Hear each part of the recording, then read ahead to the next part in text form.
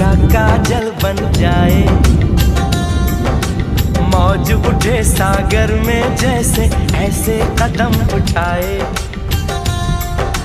रब ने जाने किस मिट्टी से उसके अंग बनाए।